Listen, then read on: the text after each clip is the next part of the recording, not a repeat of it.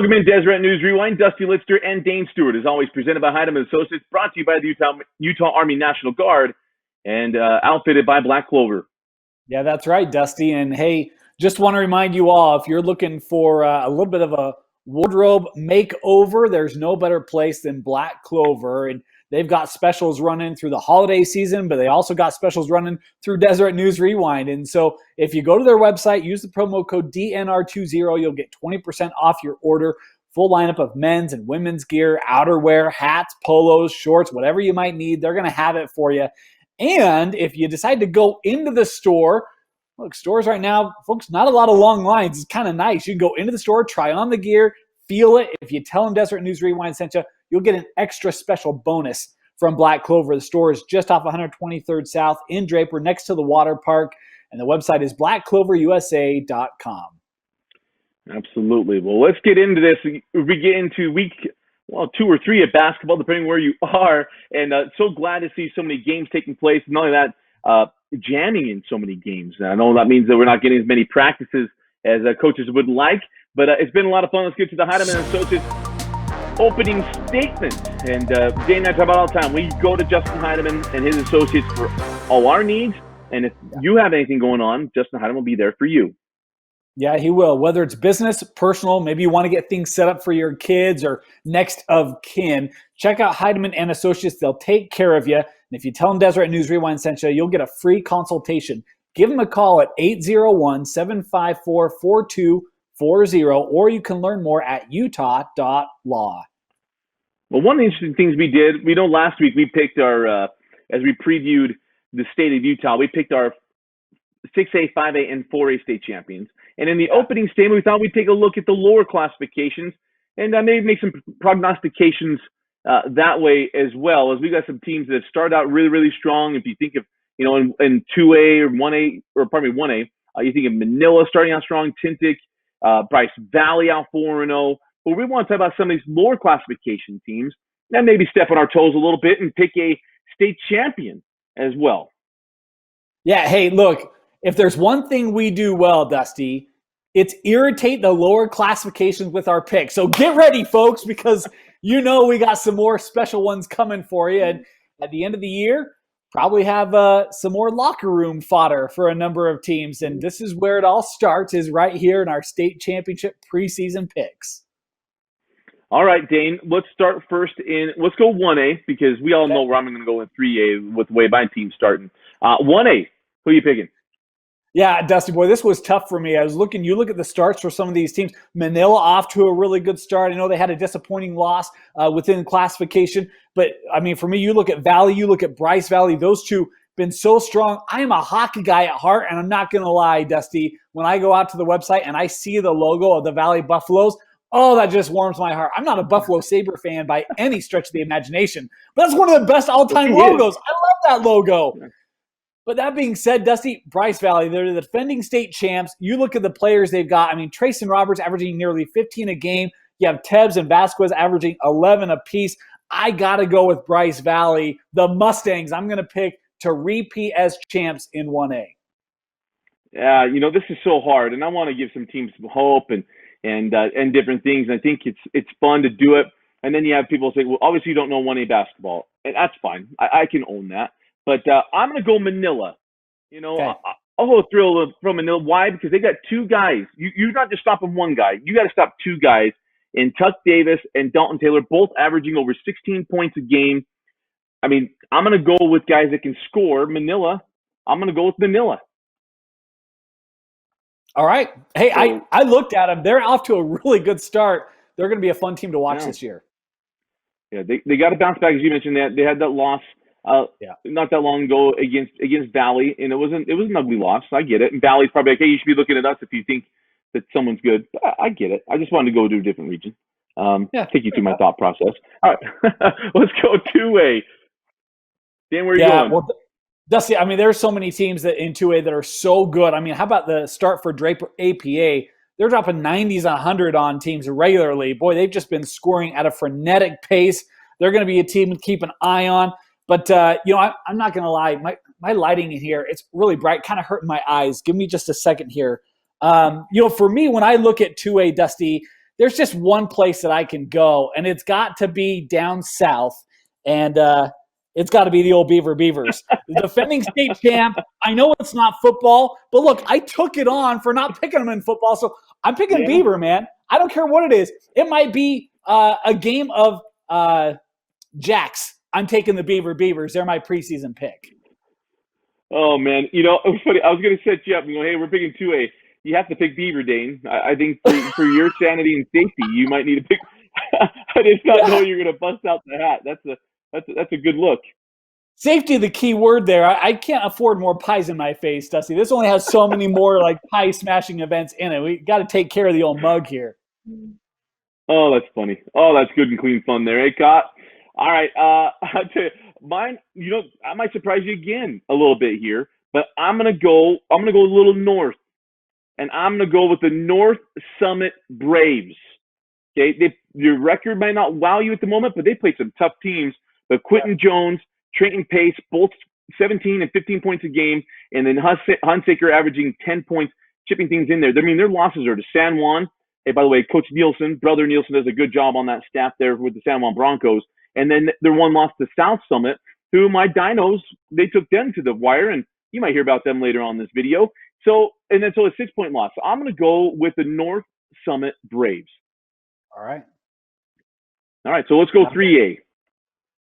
Well, Dusty, you know, this kind of, I don't know if this hurts me more than it hurts you. I actually kind of had a team that I was eyeing, and I don't want to put any pressure on you, so I'm just going to kind of pick up and just kind of like scoot over a little bit because I don't want to steal anyone's thunder, and I don't want anyone to feel pressure to go a certain direction one way or another. This is a really tough pick for me. You know, you look at how the classification is started, and you know you've got Grand that's off to a really good start this year. Juab, I mean, they lose their first game of the year. Since then, Ty Alra has just been on a tear. Obviously, there's an extinct species that's been winning a lot of basketball games, and they've got a starter, last name Akandi, who he is not extinct. Scoring is not extinct. He's been fantastic this year. But for me, Dusty, I'm going to stick and go with Grand. I'm going to go with the Red Devils this year. And I just think that the start that we've seen from Grand this year has been so impressive. You look at Moroni Roberts, what a year he's had, 20-plus points per game for Roberts. You've got Malachi Roberts, who is at 15 a game. You've got Tyler Bohannon. So many scores for Grand that I just feel like this is the year for the Red Devils. I'm going to go with Grand in 3A.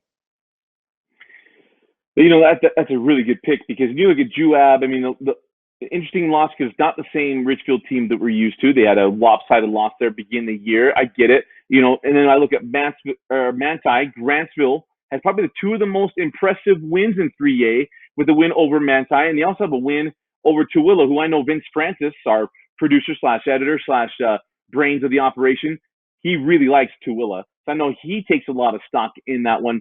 I really, really, really, really want to go with my my alma mater. I mean, you know me. I bleed blue. I do not bleed red. I certainly don't bleed black and gold, even though Jeff Cisneros and Dakota Cisneros are running the shift in Castledale.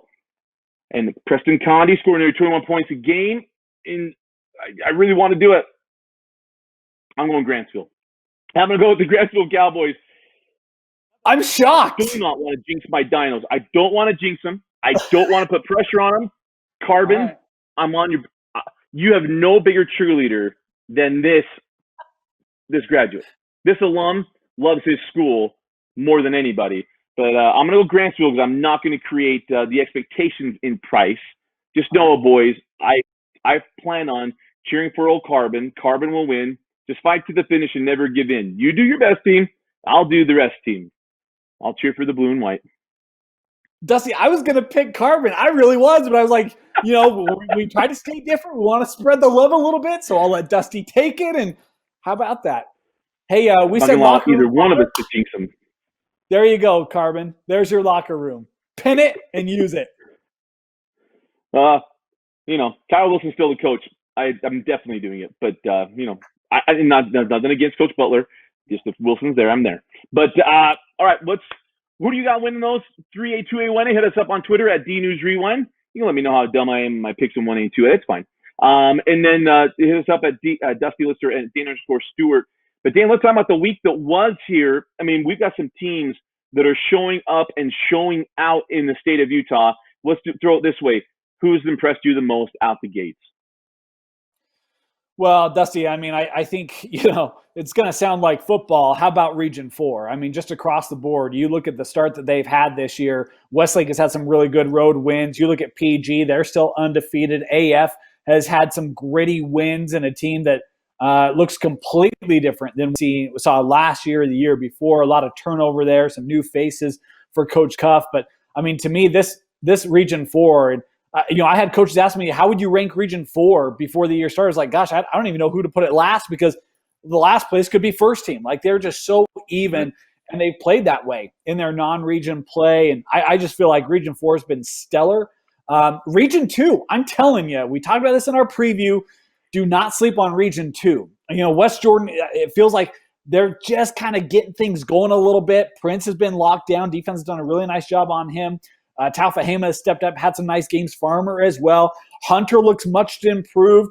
We saw Kearns, Dusty, last night, and this is a team that they can score with the best of them when they're on. And then, of course, Cypress, who has two of the best three-point shooters in the state. So I think Region 2 is going to be really sneaky as well. But, I mean, I know I didn't really answer your question. I talked about half of the top classifications. I'm waiting. There you go. I can tell you, PG, what they're doing, I mean, granted, we don't get out of state, and normally for PG, we get kind of a gauge because they play so many out of state teams, and we get an idea of where they've gone because they always go to California. But you look at the teams they beat in the state. They beat Alta, Davis, Thibodaux, Lehigh, Olympus, Jordan, Farmington, and Timpview. And then, the Payson, I haven't seen if they got that Corner County game in or not. But you look at what they've done going into this week, and it's not just the wins for me, and a lot about wins. It's about how they're doing it. If you paid attention to my 1A, 2A, 3A picks, it's how many guys are scoring in double digits. Dylan Jones, McCaden Adams, Vaha, and Ross all averaging double digits for the Vikings. And when you give Coach McAllister that many options, this team's going to be very, very good. So when they get ready to go in region play, this is going to be very interesting. You might have some nickups and some losses there, but with the wins they have, they might not have that many losses as we might think they might. Yeah, I mean, you mentioned Dylan Jones. I'm glad you did. How about the start that he's had? He dropped 40 points in a contest, hit 9 threes. I mean, this kid is scoring at an unreal pace. You've got one of the best guards in the state as a sophomore in Jordan Ross. You talk about Isaac Vaha. You got a lot of kids there that can score the basketball. When you think about Coach McAllister teams, in my mind, his best ones are the kind of gritty teams, right? They don't have that real headliner recruit. It's very even. It's a lot of parity on the roster, a lot of depth. And to me, that feels like what we're seeing so far this year out of this 2020-2021 PG team. This is a team that I think is going to have a lot to say in the 6A classification this year. They're going to be fun to follow. They're going to be an absolute blast. And, some other guys we got to make sure we note, too. We had our picks, but how about what the Corner Canyon boys are doing? Trace Ross and Hayden and Carter Welling, Dane, you know what they're averaging? I'm going to guess they're each over 20. Each over 20. Each over 22 points a game. I mean, so to come out the gate that way, and these are two guys, and I might be biggering them up because I picked them to win 6A. That's okay. But I just want to go two guys on one team averaging over 20 points gives you that, oh, wow, we have to take notice of what they're doing. Yeah, in fact, their only loss of the year to Skyridge was a game in which was it Ross? Ross was 1 of 16. Ross, yeah. He scored like 3 or 5 points. I mean, just did not get much goal in that contest. And he's not going to shoot 1 of 16 from the floor every night, right? So chalk that up to a bad night for him. Look, Skyridge's going to take it. They're not going to give that one back, and they shouldn't. But, I mean, it just speaks to how good this Corner Canyon team is or has been playing. The one night you have a bad shooting from, your leading scorer. You come up just short against Skyridge, but this Corner Canyon team is good. How about that win for Skyridge, though? I mean, you talk about a team that I didn't have a ton of expectations of for Coach Gardner this year, just replacing so much talent. And for me, it was like, who's going to step up around Duncan Reed? Well, they've had guys step up. And, Yates has had big games. Holland's been that outside presence. Christensen as well. So boy, there's a plethora of options for Coach Gardner at Skyridge as well. I mean, they just have been – it's why I said Region 4, Dusty, because all these teams have been so impressive out of the chutes. It's going to be a really fun region contest this year in Region 4.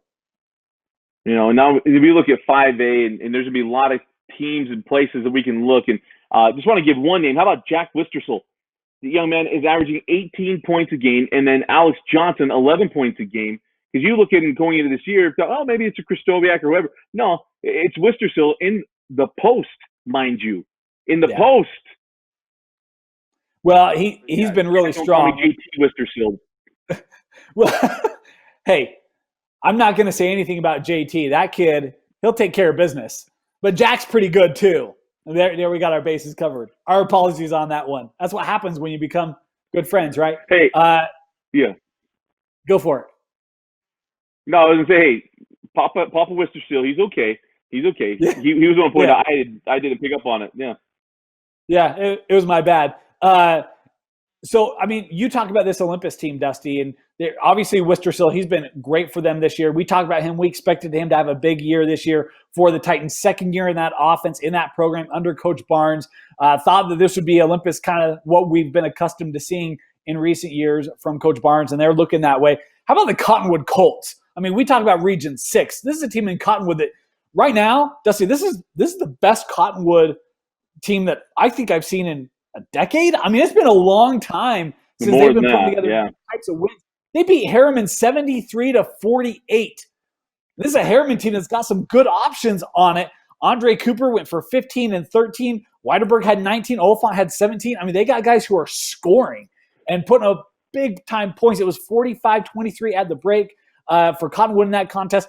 They are putting together wins. The Colts are off to a great start. I know the record's 3-3, but some of those wins they've had have been really impressive. I'm really excited about what we've seen from Cottonwood so far, and they could certainly be in the mix there to upset some teams in Region 6 if teams aren't careful. Well, they're in the mix. You ready for a fun fact? I love fun facts, Dusty. Cottonwood is 3-3 on the year. Their points for and against, 362 and 362 as of the first 6 games of the year. Oh, man. That is a fun fact. On that. Yeah. Vince Francis pointed that out to me this weekend. So give Vince Francis. Yeah, he doesn't want to come on camera. I'll just mention his name on camera. So, go ahead. Any other ones in 5A that you're sending out to you?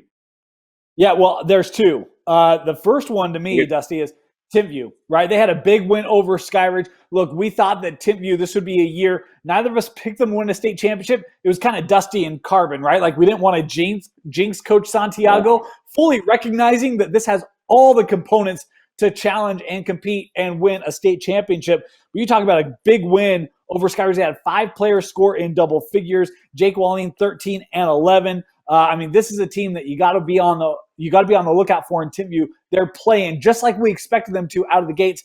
And then how about another team in 5A that had a big record-setting performance in the Bountiful Braves, Dusty, a win over Judge Memorial. They made 23 pointers, tied the state record for most threes made in a single contest, and 84-49 was the final on that one. They had 23s by 8 different players. Smith hit 6, Will Smith hit 6, the Fresh Prince of Bountiful, and Austin Cooper hit 5 of them. Yeah, right? Austin Cooper hit 5 of them in an absolute stellar outside shooting performance. I think Wayland had like 8 points that night. He didn't need to score more than that. They took care of business from beyond the arc. Yeah, that's a great one. And by the way, we had a Ricer for Bingham scored 37 too. By the way, they hit over 23 3-pointers. We talked about Jones's 40-point night, 9 trays on that night, just for him. So yeah, we got guys shooting the lights out. Now 4A is really hard to pick, Dane. Who's impressive, because take your pick. And I can look all the way in Region 9 and say, hey, the top half of Region 9 has been really, really impressive. But who would you go with in 4A? Yeah, I mean, the team for me that's been the most impressive, Dusty, is Desert Hills. And it's because you look at what they've done to teams. I mean, they had a nice win over Payson this last week. They trailed that game going into the 4th.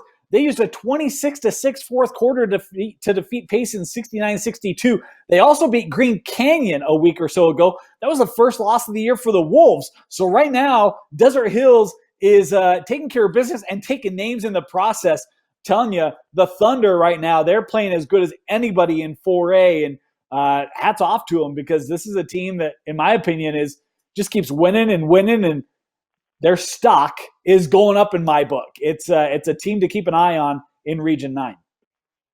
How about I picked Dixie to win the 4A state championship? Granted, Dixie's played a really, really tough schedule. How about Crimson Cliffs? You ready for their last 5 wins, because they're undefeated? American Leadership Academy, the Real Salt Lake Academy, beat them by 14. They beat Ridgeville by 22. They beat Payson by a lot. That's way too quick of math. That's 19.